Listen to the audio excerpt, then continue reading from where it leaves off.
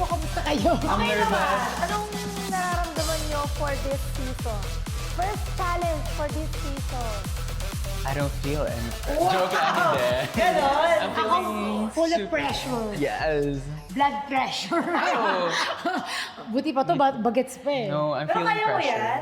Kaya ko to. Kaya niya yan, kaya niya yan. Okay. So, sa style na mapupunta sa inyo for this episode, it's dance song. Oh my gosh, God. favorite ko yan. Favorite ko yan. Talaga, ano ba yun? Hindi niya pa alam eh.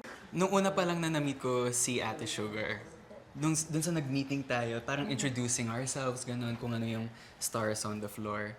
Parang si Ate Sugar yung na-feel ko, oh, parang same kami ng energy. Parang okay, mother and son, ganun. Gigigil ako sa'yo. I mean, ano? Pwede namang sister lang, di ba? Sisters. Okay na tayo eh. Kasi syempre si Ate Sugar, alam niya naman, bagets din yan, 18 years old. Ay, thank you. Kaya love na love ko to eh. Bet na bet ko Pati talaga. ako 18 years old. Bagets kami.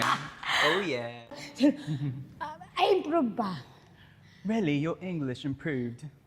Hindi na salita. Di ba? Hindi yun talaga. Parang nag-drive kami agad. Kasi nga, di ba, alam niyo naman ako, di ba? Parang lahat naman pwede kong makisama. Pero siya kasi yung matutuwa. Kasi yung salita niya, yung social. Alam mo yun, gusto ko yung mga gano'n, di ba? May social pala ako. Oh, di ba? Di ba, ganyan siya? Nakakaano siya, yung kahit pagod ka, matatawa ka sa kanya. Kasi nga, mahinghin, alam mo yun. Tapos magaling pa. So, nakakatuwang paglaruan. Yung ganyan siya. Parang marami na lang ngayon. Thank you, Coach. Love you. Pagtigaan kami. Energy, ganyan. Tsaka una ko nakita siya, ang kinis, di ba? Hindi man. Ito, nag-break out na ako dahil sa stars on the floor. Di ba? Pagod. Pagod.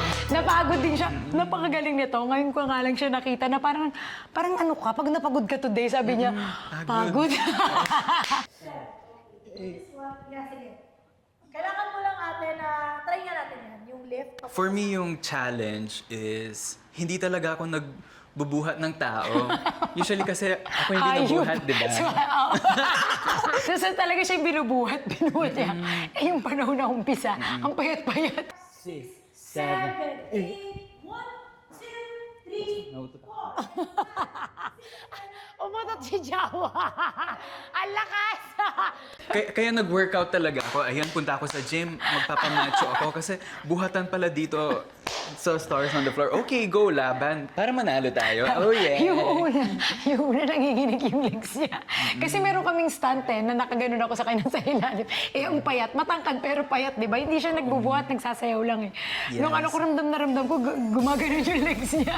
Oo. Oo, ngayon, pero ngayon, Shaking. okay na. Okay na, in fairness. Kasi sabi ko sa kanya, kailangan mo mag-workout. Hindi pwede, pareho tayo. Kailangan natin mag-workout. Kasi mas lalakas yung stamina mo.